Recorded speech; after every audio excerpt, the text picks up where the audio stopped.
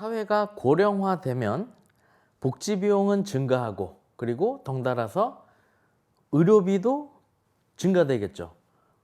당연한 겁니다. 그러니까 노인분들이 이제 점점 많아지다 보면은 그분들을 뭐 운동시키거나, 그쵸?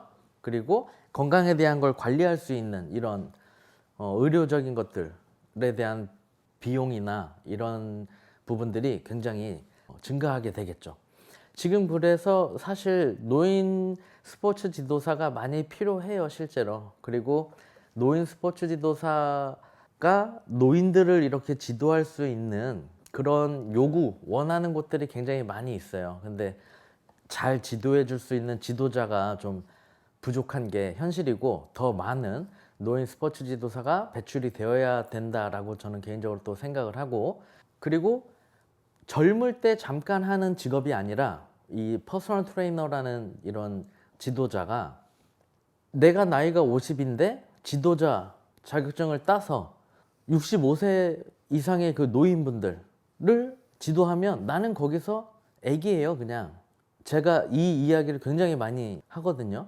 이제 제가 시작하기엔 너무 늦지 않았나요? 뭐 이런 질문 하시는 분들이 있어요. 나이가 실례지만 어떻게 되세요? 그러면 30이요. 뭐 이런 사람들도 있고.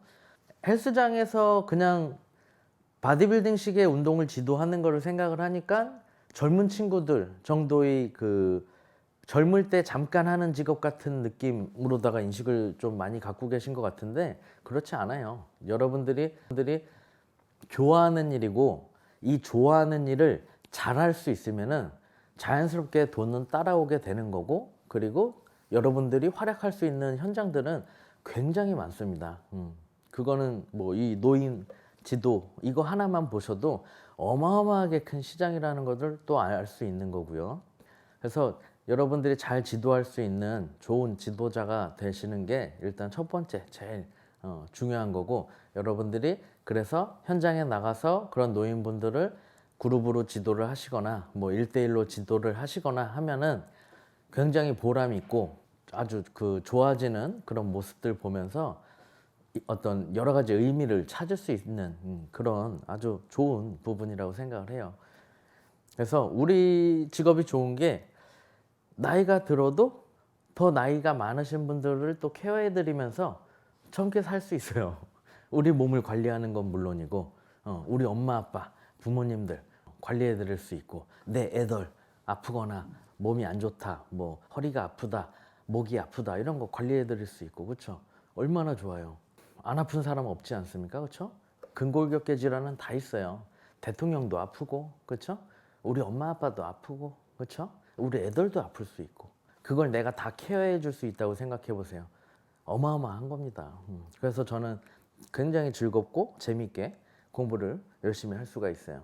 목표가 있으니까, 내 사랑하는 가족들을 지킬 수 있으니까, 내가 어느 정도 다 그렇게 케어할 수 있으니까 공부하는 게 재밌습니다.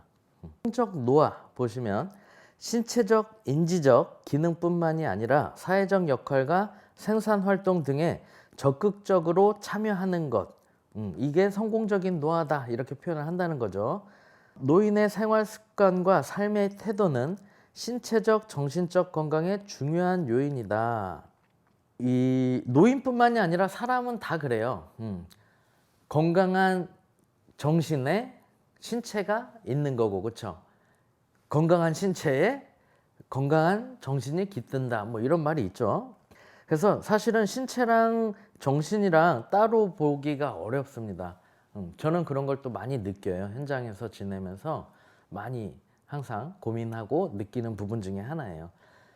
정신이 막말로 막 폐인인데 건강한 신체를 갖고 있을 수 있을까요? 그럴 수가 없어요.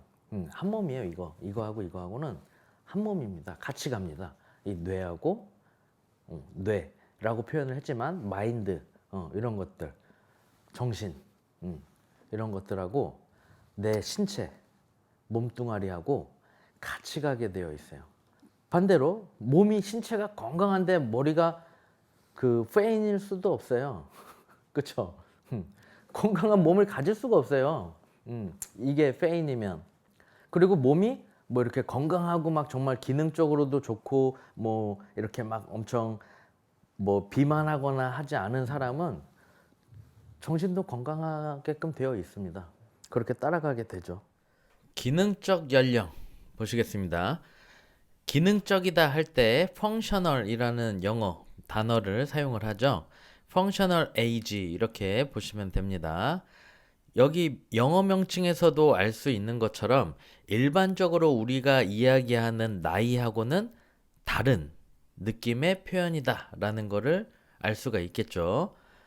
연령적 노화라고 일컬어지는 출생 이후의 횟수인 역연령과 대비되는 개념이다.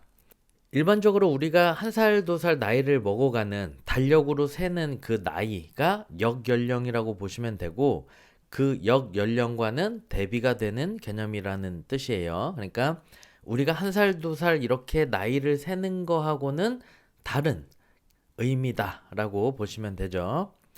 연령과 성을 기준으로 한 기능적 체력과 관련이 있다. 우리 몸의 기능적인 부분과 관련이 있다. 이렇게 기억을 하시면 되겠죠. 신체 연령이라고도 한다. 그래서 우리가 TV 같은 거 보다 보면 20대의 사람인데 신체 연령이 40대다. 뭐 이렇게 표현하는 경우들 있죠. 그만큼 이제 운동을 안 해서 또는 몸의 신체적 기능이 떨어져서 그렇게 표현하는 경우 어떤 테스트를 하다 보면은 이제 신체 나이가 몇이다 이렇게 이제 표현하는 거 그런 부분에 해당한다라고 보시면 됩니다.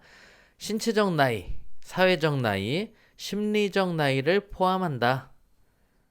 연대기적 연령, 가장 보편적인 지표로 출생 이후 살아온 시간의 길이를 의미한다.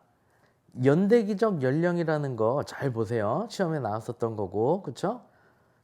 거듭 강조하지만 초록색 글씨는 다 시험에 나왔었던 부분이기 때문에 잘 보셔야 됩니다.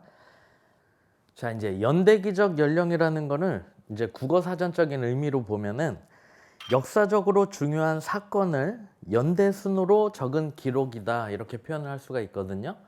그러니까 히스토리 같은 거예요. 이렇게 기억하시면 쉬울 것 같아요. 연대기적 연령을 보시면 노인의 경우 연소노인이라 그래서 나이가 조금 젊은 순에서 많은 순으로 이렇게 되어 있죠. 그래서 young, old 이렇게 표시가 되어 있는데 65에서 74세에 해당하는 부분을 연소노인이라고 표현을 하는 거죠. 그리고 중고령 노인의 경우는 75에서 84세, 고령 노인은 85에서 99세, 초고령 노인은 100세 이상으로 이렇게 구분을 하는 거예요. 건강수명, 신체적으로 제한이 없으며 질환으로부터 자유로운 상태다. 말 그대로 이제 건강한 그 상태를 이야기하는 거죠. 건강과 일상생활의 기능을 유지하는 기간, 질병이나 신체 장애 없이 생존한 삶의 기간. 이게 굉장히 정확한 표현이죠. 우리가 이해하기 쉬운 가장 정확한 표현이다 라고 할 수가 있겠네요. 물론 다 건강수명에 대한 설명이지만 이게 지금 제일 편하게 우리가 이해할 수 있는 내용이다. 그쵸? 우리가 삶을 살아가는 데 있어서 이제 몸이 아프거나, 그쵸? 뭔가 질환이 있고, 막 불편한 상태에서 오래 사는 거는 힘들다, 뭐 의미 없다, 뭐 이렇게 표현하지 않습니까? 그쵸? 건강하게 살다가 가는 게 좋다, 뭐 이런 표현들을 하는데, 그게 이제 건강수명이라고 보시면 되죠. 신체적, 정서적, 인지적 활력 또는 기능적 웰빙을 유지할 것으로 예상되는 삶의 기간이다. 그렇죠. 이것도 굉장히 좋은 표현으로 딱 되어 있네요. 그래서 결국에는 우리가 지향하는 방향이 건강 수명이 좋은 상태. 그쵸? 그러한 삶을 사는 게 우리 모두의 어떤 좀 목표? 좀 꿈? 그런 거지 않습니까? 그쵸? 기대 수명, 성별, 연령별로 몇 년을 더 살아갈 것인지 통계적으로 추정한 기대치로 생존 연수를 뜻한다. 말 그대로 얼마나 살 수 있을지에 대한 부분을 의미하는 거죠. 기대 수명이 이제 많이 길어지면서 사람들이 이제 노후 자금, 그쵸? 은퇴한 후의 삶에 대한 걱정, 고민, 이런 것들이 굉장히 많이 있죠. 자녀들한테 이제 좋은 교육을 시켜주고 뭐 이렇게 하다 보니까 정작 이제 부모님의 삶은, 그쵸? 당신의 삶은 준비가 되지 않은 거죠. 그 후에도 삶은 지속되는데, 기대 수명은 계속 늘어나는데, 그래서 지금 사실 굉장히 큰 어떤 문제로 계속 사회적으로 큰 문제로 대두되고 있죠. 기대 수명이 긴 거보다, 그쵸? 건강 수명이 길어야 되지 않겠습니까? 그래야 본인도 행복하고 자식들도 부담스럽지 않을 수 있고, 그쵸? 아픈 상태에서 이렇게 병원에 있게 되거나 이러면은 너무 힘들어지겠죠. 나이가 증가함에 따라 변화한다. 그쵸? 당연하죠. 나이가 증가하면 그 기대 수명이 변하게 되는 거죠. 예전 우리 부모님들 세대 때의 기대 수명하고 지금 우리 세대의 기대 수명하고 어때요? 다르죠? 점점 기대 수명이 늘어나고 있죠. 여러 가지 이유가 있겠죠. 뭐 환경적인 이유, 아니면은 의학의 발달, 아니면 또 유전자의 어떤 진화로 인해서 등등 더 기대 수명이 높아지고 있다. 그래서 이제 100세 시대 재수 없으면 100세 이상까지 살게 된다라는 막 말을 할 정도로 기대 수명이 많이 높아지고 있는 그러한 세대를 우리가 맞이하고 있죠. 대부분의 나라에서 꾸준히 증가하고 있다. 그쵸? 마찬가지로 지금 제가 언급드린 것처럼 대부분의 나라에서도 의학기술도 발달을 했을 거고, 그쵸? 그리고 좋은 음식을 먹을 수 있고, 또 좋은 유전자를 계속 세대를 거듭해서 이렇게 내려오기 때문에, 그쵸? 그리고 뭐 환경적인 어떤 편의 등등으로 인해서 대부분의 다른 국가에서도, 그죠? 꾸준히 증가하고 있다. 평균적으로 여성의 기대 수명이 남성의 기대 수명보다 높다. 실제로 평균 수명 자체도 그렇죠. 여성이 남성에 비해서 길죠. 기대 수명은 출생 직후부터 태어나서부터 생존할 것으로 기대되는 생존 연수를 의미한다. 그러니까 얼마나 살 것인가, 태어난 그 순간부터 얼마만큼 생존이 자연적으로 가능할 것인지에 대한 그 생존 연수다라는 게 기대 수명의 정의라고 보시면 돼요. 평균 수명하고는 구분이 되죠. 평균 수명. 평균 수명은 어떤 거예요? 특정 기간 동안 사망한 사람들의 나이에 대한 말 그대로 평균적인 수명을 의미하는 거예요. 데이터화하기에 굉장히 좋은 그러한 부분이 평균 수명이겠죠. 왜냐하면 특정 기간 동안 실제로 사망한 사람들의 나이에 대해서 평균적인 수명에 대한 그 값이기 때문에 데이터화하기에도 깔끔하다. 이렇게 표현할 수가 있겠죠. 자, 노화 관련된 이론 보실게요. 이제 이 이론이 굉장히 좀 여러분들이 보실 때 어렵게 느껴지실 만한 부분인데 한번 같이 보겠습니다. 노화의 유전학적 이론. 인체의 노화 과정을 유전적인 이유로 설명하는 이론이다. 유전학적 이론이니까 유전적인 이유로 설명을 하는 그런 이론인 거죠. 노화와 관련된 유전인자 텔로미어. 이 텔로미어는 인체 세포의 노화를 막아주는 유전인자라고 보시면 돼요. 이제 염색체 말단에 텔로미어가 위치해 있는데 이 텔로미어가 세포 수명을 결정하는 그러한 결정적인 역할을 합니다. 그래서 텔로미어의 길이가 짧아지면 짧아질수록 더 빠르게 노화가 가속된다라고 보시면 돼요. 그리고 여성의 경우는 남성보다 이 텔로미어의 길이가 더 길어요. 그래서 당연히 더 천천히 늙게 되는 거죠. 남성 대비 여성이 좀 더 천천히 늙는다. 그렇기 때문에 또 수명도 더 길게끔 될 수가 있겠죠.